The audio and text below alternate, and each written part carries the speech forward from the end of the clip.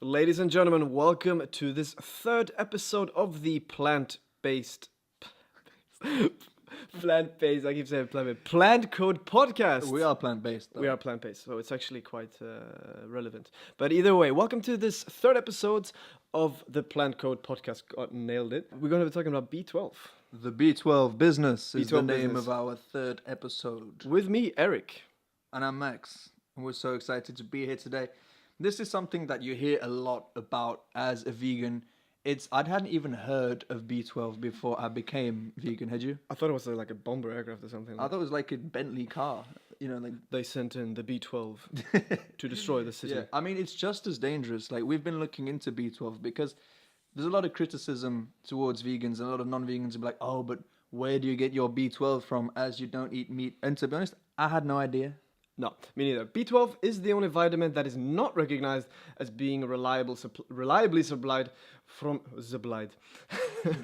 from a varied whole food plant-based diet with plenty of fruit and vegetables together with exposure to the sun. So basically what you're saying is that we cannot get B12 from a vegan diet if you're only eating plants, whole food, fruit and vegetables. That's what you're saying. Apparently, yeah. Cool. So, what is it? What is B12? Like, what does it do for me? Why are you asking me that question? That's a good question. Maybe I should answer that question. I am the one with the deficiency here, I think. You got more than one deficiency. That's true. But anyway, B12, very important. It's a vitamin, like we mentioned, and it helps develop your red blood cells, helps develop your DNA. Maybe that's where you're lacking. Maybe I'm lacking DNA. No, I'm lacking IQ, not DNA. Yeah, well, Both. I won't judge your parents on that one. No, exactly. Hopefully they're not listening. B12, it helps develop your red blood cells, your DNA, and it helps prevent anemia, which is a lack of red blood cells, basically. And the reason that we need it is because if you have insufficient amounts, it can lead up to some extremely serious diseases, such as anemia, vision problems, memory loss, loss of physical coordination. I think I'm like out of 3-4 of them, I think I'm suffering. I'm definitely suffering from fatigue. You definitely got damage to your nervous system. Definitely got damage to my nervous system. Vision problems, yes. I mean, we're not gonna mention that. So do you, technically. Well, Deep down. I had LASIK, so You I've got shouldn't say perfect that. vision now. You never know who might be listening. Yeah, true.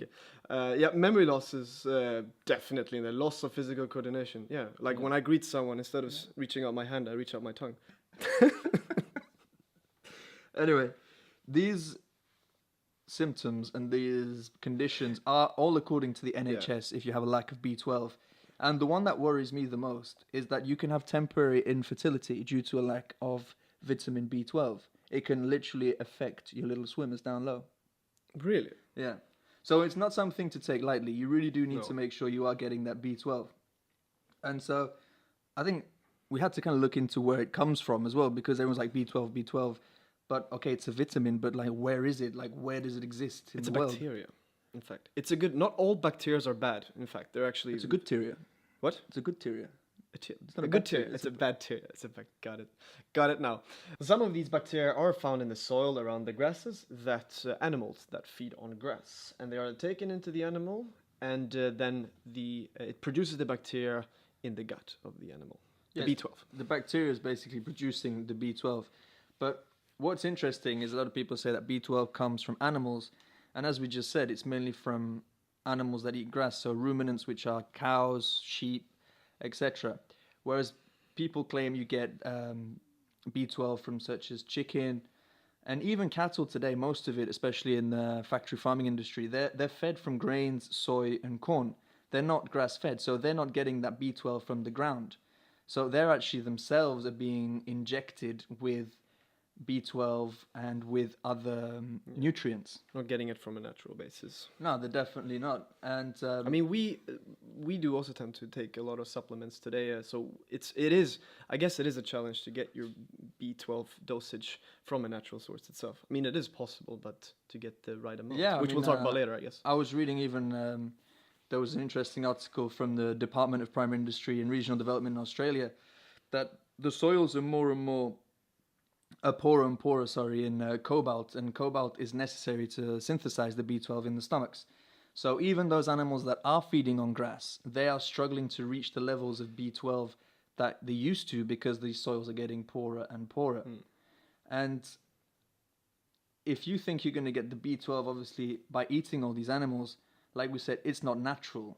And I also came across just an interesting random fact from the FDA that 25% of poultry contains traces of E. coli and salmonella. I thought salmonella was only in salmon. No, no, salmonella is generally only in poultry, which is surprising, but you have one in salmon, which is called chickenella. It should. No, that doesn't exist. Way to confuse Eric. Yeah. And do you know what E. coli is? I'm not even gonna bother. It's basically fecal matter, Fecal matter. poo. You So just said poo. they find traces. Yeah, I said poo. We use a lot of fancy words to make it sound professional, but at the end of the day, we're just gonna. We actually have no idea what we're talking about. Yeah, we're just regular guys who are trying to find out a little bit more and trying to. We're trying to impress our moms here, okay? Yeah. Well, who isn't in this day and age, you know? True. We just want to give you some information about the things that are important to us that may be important to you. And if you're vegan and you're always getting questioned about the same stuff and you want to provide a few more answers, well, we're just trying to help you out on the way. Tell them to listen to our podcast as well. Exactly. So are vegans the only ones that are deficient on B12? Well, no, actually, unsurprisingly, most people are deficient in B12 because, like we said, the animals aren't getting this B12 naturally from the soils anymore. And there was an interesting study as well, which is ongoing, by the Framingham Offspring Study that found approximately 39% of people were in a low normal range of B12 and almost 10% were deficient.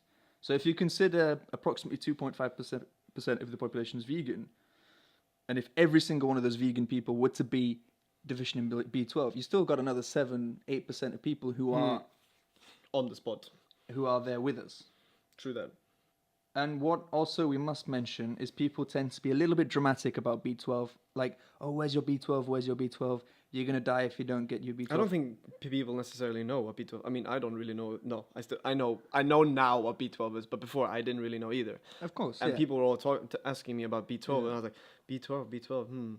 Yeah, I'm sure I have a deficiency in B12. I have a deficiency, once like Max said, in a lot of things, but B12 was beginning to question me a lot, and then obviously we took this topic seriously and we went into research a little bit about it. But it generally takes up to about 5 years for for the symptoms of B12 deficiency to show. So it's not one of those immediate danger things. I mean, there are a lot higher deficiencies that can have a quicker impact on your health that we're going to discuss later on in this episode. And also the fact if you feel like you are having any vitamin deficiencies or you do have a shortage of them, if you're unsure, go to your local doctor, do check up.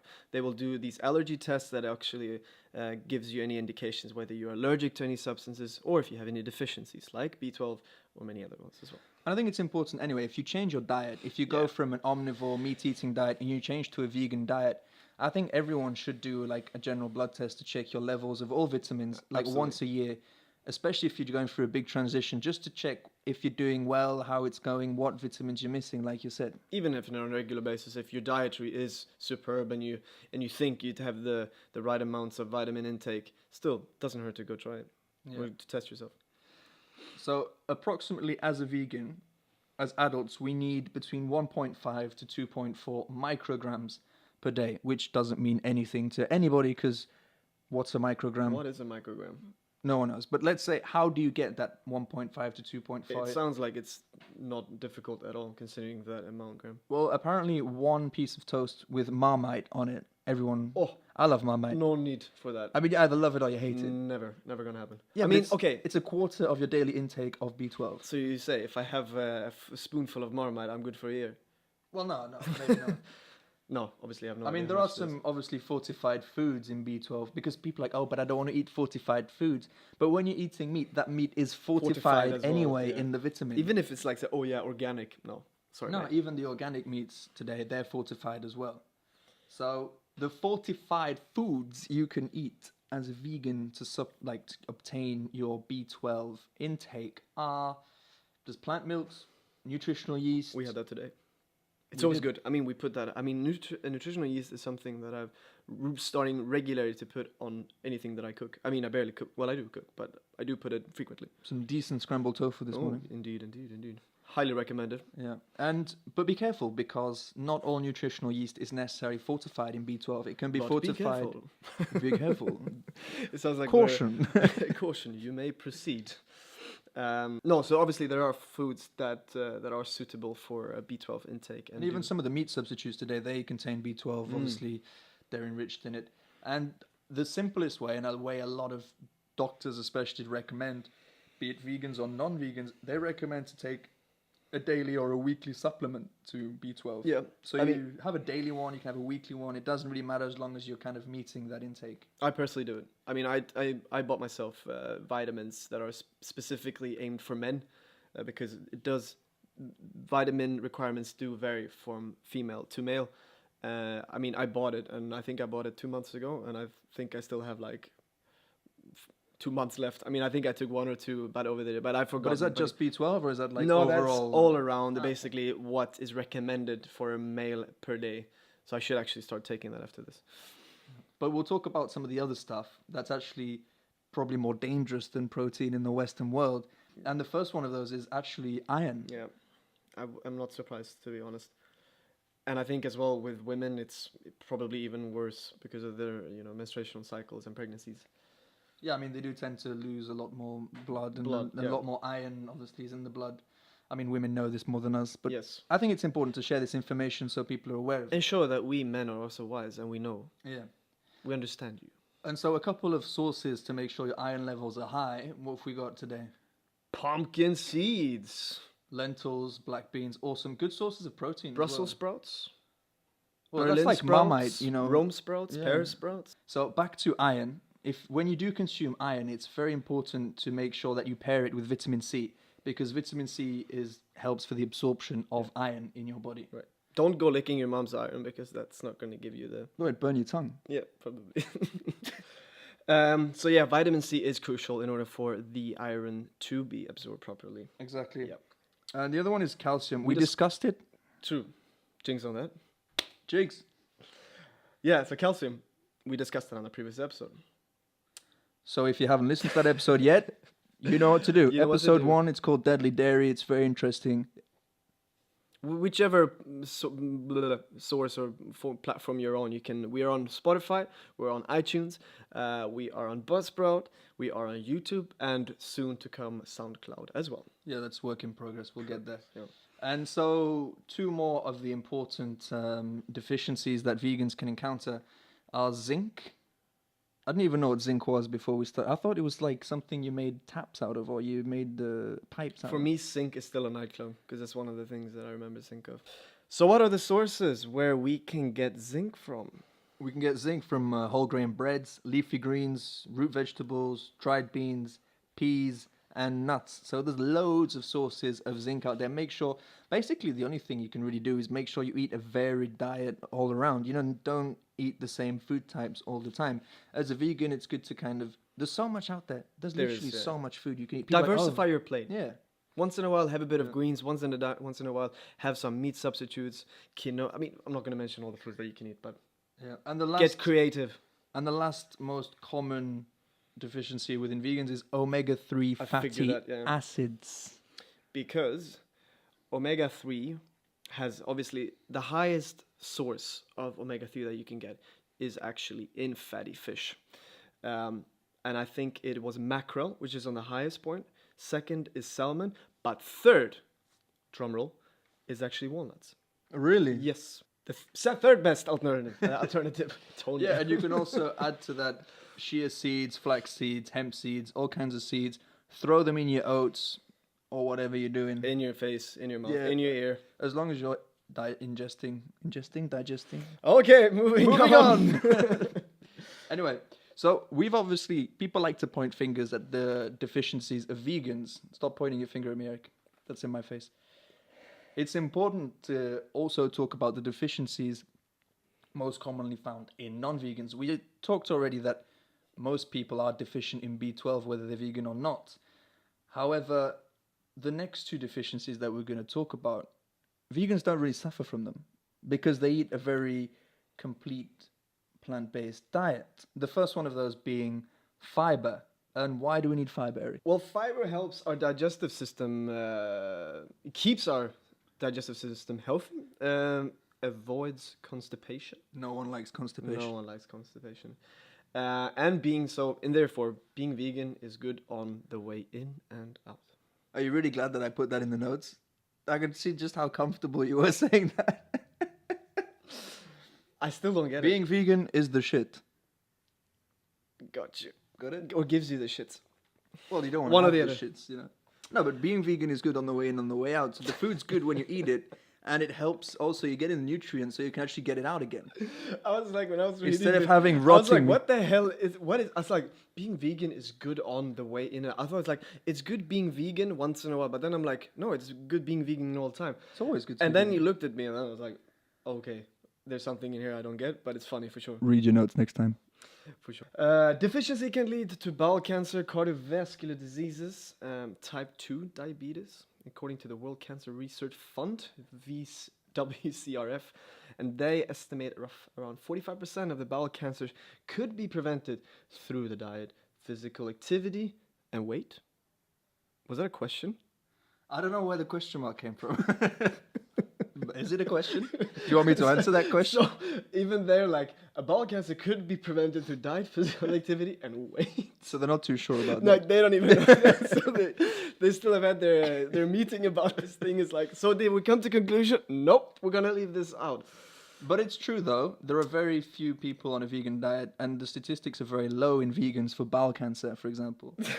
So we've answered that question Yeah. for the World That Cancer question, and it Research still Fund. remains a question apparently. No. Third time, bowel cancer could be prevented through the diet, physical activity, and weight management. And when we say diet, we obviously mean a plant-based diet. Plant-based diet, please. I mean, I think third episode in, people should kind of figure out where the hell we're going. In Dr. Greger's book, How Not to Die, I read it last year. It's a very interesting read. Well, I wouldn't say it's an interesting read. It's not quite Harry Potter. But there's a lot of interesting statistics in it. And he talks a lot about the correlation between different sorts of cancer and the fiber intake, the plant-based diet, etc. So I recommend you check it out. So, as we like to give complete answers, we've told you, and we're actually trying to help our non-vegan friends here. Yeah. And so those of you who aren't getting And enough... and also to add this, if there's a lot of nonsense in the podcast, please invite yourself to a laugh. So for our non-vegan friends out there, we still love you. We believe one day you'll make the right choices as well. For now. You need to get more fiber. And the good sources of fiber that you can use, they're in whole fruit and vegetables, whole grains and beans. Oatmeal for the win. All the way. And we need about 31.5 grams of fiber per day. And according to nutritionfacts.org, most people are only getting about half of that. And there's an interesting correlation between like B12 and fiber, because people say, oh, B12, you can only get it from animals. Well, if you believe that, which we've kind of shown isn't necessarily true, you can only get fiber from plants. Yeah. And people aren't eating enough plants today. And because there's no fiber in meat, dairy, or eggs. So stop believing that you can get fiber from meat, because it's not true.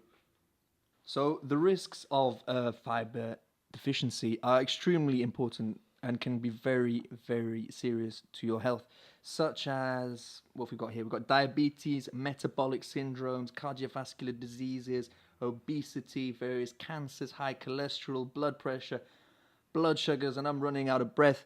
And these are things that have been studied by a variety of dietitians and nutritionists. There's been a study in the Daily New Journal Nutrition Today is the website I wanted to quote there.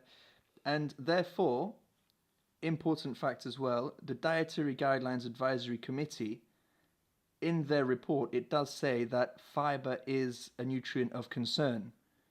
Protein is not a nutrient of concern. Only if you want to get them guns. You got if you protein. want guns. But You want guns. you want to know more about that, as we said, next week. Episode 4. Power protein. All right, let's move on to potassium. Potassium. So 98% of Americans are deficient in potassium. True fact. But what the hell is That's a lot of people. 98%? That's Only 2%, according to my maths. Quick math. Quick muffs. That's literally everyone except vegan people. Because if vegan people are supposed to be 2.5%, I see what you did there, You see sir. that? You I see see that? that Americans go vegan. I'm just stating the facts here. That's good. And we don't have anything invested in American health, by the way. No, not at all. Not even an interest. But if you're American, welcome to the podcast. So what does potassium do for you, Eric? What it does for me, well, it has a higher impact on your blood pressure. It helps kidneys to remove excessive sodium, which means that high sodium equals high blood pressure. It relaxes the walls of the blood vessels. Give some to Trump. What would you give some to Trump? Mexican wall. No jokes. We don't talk politics here. We're not interested in Not at all. walls between borders. We think they're ridiculous. Give up on the idea of the wall. But if Trump goes vegan if he goes Wow. vegan, and doesn't build that wall, I'll build a wall for him. No, actually. we'll cut that. But it's good for the heart and also good for the muscles, flexing and health. Yeah, we should get some more muscles, really. Yeah, but for that you need to listen to our next podcast, which is about protein, which will help you show them guns, like I said.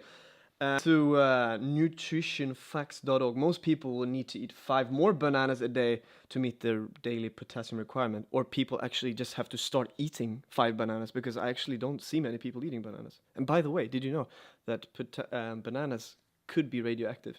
If you eat 10 million bananas, What? yes, Oh, you Donkey Kong. you will.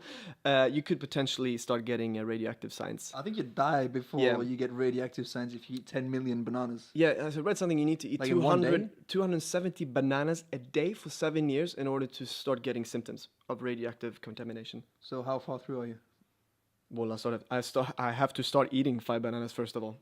Yeah, first get your potassium intake, and then we'll consider going radioactive. Then we start getting masks and contacting Chernobyl advisories. But bananas aren't the only high potassium food. There's many, many others, and we're going to give you a few because we like to share some food items. We got some oranges, cantaloupes. What's cantaloupe? No idea. Apricots, grapefruit. But what's honeydew? There we go. again. That's like a melon. It's the small melons, not the big ones. I was like, honey, you've lost your mind, haven't you? No, we don't eat honey. We don't eat honey. This is honeydew melons are vegan. There's no honey involved. Apricots, grapefruits, some dried fruits such as prunes, raisins, and dates are also high in potassium. There's also quite a few vegetables: broccoli, spinach, potatoes, sweet potatoes, mushrooms, peas, blah, and etc. etc. There's a very interesting short 3-minute video on nutritionfacts.org by Dr. Greger that I mentioned earlier, the author of How Not to Die. We'll put a link below once again. Yeah, it's about the American diet potassium deficiency. It's very interesting. I would recommend watching it whether you're vegan or not. So if you're still on the roll after listening to this podcast, do take yourself some time and have a look at that video. So, to conclude. Yeah, what have we learned from this? A lot. A lot of this research. Time has gone so fast. So fast. By so It's about fast. 40 minutes, isn't it? No, 40 minutes. I think we started like 5 to... Anyway, let's wrap this up. What's 1,600 seconds divided by 60? No idea. A So what... I think what I'll remember from the research that we've put into this and discussing this topic is that you can't just point a finger at B12. There are a lot of other deficiencies out there for vegans and non-vegans that really need to be taken into account. And okay, B12, something that probably everyone really needs to supplement because no one's really getting the sufficient source from food, be that vegan or non-vegan. Don't forget to eat your fiber. Don't forget to eat potassium. Go and get a blood test. Do that. And like I said, or if we said, if you think you have any deficiencies in minerals or vitamins, go check yourself out. Because rather do it too early than it's too late, you know. Yeah, I mean, like we said earlier, if you're transitioning from a non-vegan to a vegan diet, you don't know how your body's going to react. Maybe you are lacking something. Maybe you think you're getting enough iron, but maybe you're not, especially if you're a woman, like we said. Yeah. Iron levels, very important. I think we should have an episode about how to go vegan. What's the best way to do it? Yeah, we should do that. Because going from one extreme to the other is... there's rarely... no best way to do it. Really, Well, to start cutting down... But like, I think we'll make a separate episode on it because I think it would be quite interesting. Next week, as we've mentioned a few times, we've hinted... discreetly. Protein episode. Everyone loves protein. Everyone's heard this question. And everyone asks you the question, as a vegan, where do you get protein? Well, I'm going to tell you. We're going to tell you that next Sunday on the Plant Code podcast. Thanks for listening. Thank you for tuning in. I'm Eric. I'm Max. You're listening to the Plant Code podcast. Over now.